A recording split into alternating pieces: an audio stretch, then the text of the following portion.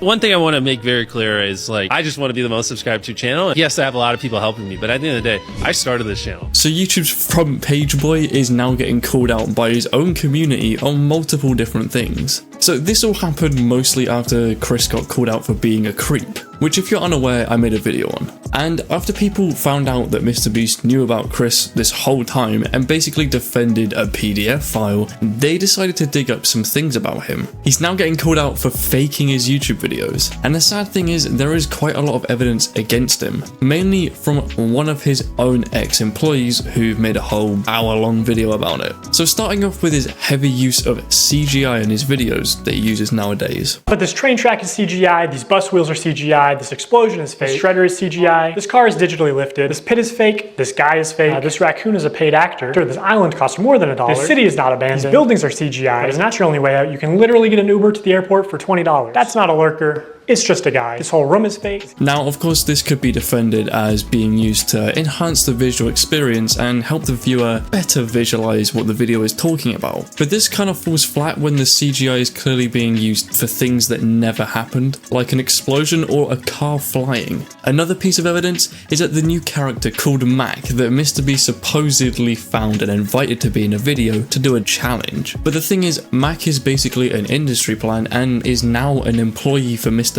where most of the videos he's in are either heavily or completely scripted. For example, in one of the challenges where he somehow beats the puzzle with only 1 second to spare, where you can literally see him just stalling just so the timer goes down to the last second.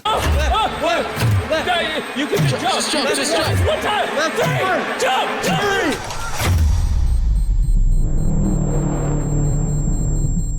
Which obviously you could argue is good for the storyline and for entertainment, but when you try and pass it off as real, it just seems disingenuous. Mac isn't really a big problem if it's all scripted to entertain his child audience. The problem is sort of more the editing that is sometimes shady, because aside from the fast-paced 1,000 sound effects shouting editing style that infected YouTube, there are things that just aren't real. Like, for example, in the ages 1 to 100 video, at one point the editors basically spliced together some audio to make people say things that they didn't say to each other, which might enhance the story, but it's a bit of a weird thing to do, especially if the people aren't even told that their voices are gonna be manipulated in the final video. Another thing in that same video was the storylines the editors basically made up between ages 42 and 58 and made them have this like revenge plotline, which in reality never happened. One of the saddest pieces of evidence was that MrBeast challenges were rigged and scripted to who would be the winner. For example, in the ages 1 to 100, it was allegedly already planned who would win the challenge, and the thing is, some of the people competing in that challenge were unaware that this was happening, which is pretty unfair because they enter thinking that they actually have a chance of winning, but are instead lied to, which seems a bit unethical when offering someone a chance to win a life-changing amount of money, only for it to be more rigged than a casino. Of course, I don't think every single challenge is rigged, otherwise that would be extremely scummy to do, and that would also reflect badly on YouTube since they promote his channel more than anyone on the platform. Remember when I first started seeing your videos, I was like, this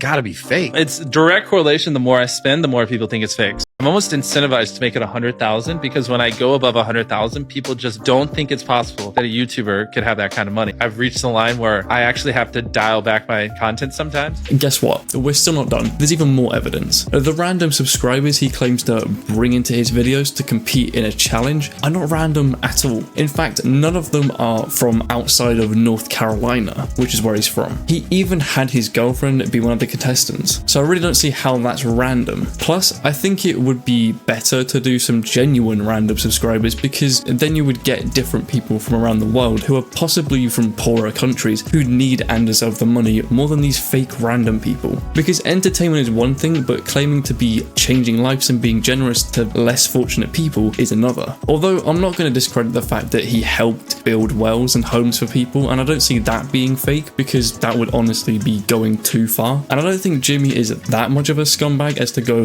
that low for content. content. Although if there is any evidence that comes out about those types of videos, I'll let you know. Another thing that MrBeast used to do, I'm not sure if he still does these, the subscriber giveaways he did in the past. Now, of course, giveaways on YouTube are notorious for being fake and shady, but you'd expect the most generous YouTuber to actually go through with what he said he'd do. However, there's been speculation that the subscribers he gave the items away to weren't random at all. But as I said, it's speculation, so it's not really evidence, and it's kind of a weak claim. Wait, stop scrolling. I just dropped a brand new app and you can win lots of money. And all you have to do is put your finger on the app like this. And the last person to take their finger off the app wins $25,000. If you're the last to take your finger off this app, you win $25,000. Let's quickly talk about MrBeast's app challenge. For example, the last to take your finger off challenge, where his fans would download his app and have to keep their finger on the longest to win the cash prize. The thing was though, that many people complained that the app was very buggy, having a lot of glitches happen randomly, and essentially that was the cause of them being eliminated. You would have thought that MrBeast and his team would have tested out the app many times before releasing it to the public. Although the thing is, he probably did test the app and it worked just fine when he tested it. Maybe the bugs just didn't show until later on, or he hired some lazy developers who didn't really care and just wanted the money. But these bugs could also be considered a form of rigging if they were put in the app on purpose. But who knows? To finish this off, here's a comment to sum this all up. Jacksepticeye was right all along.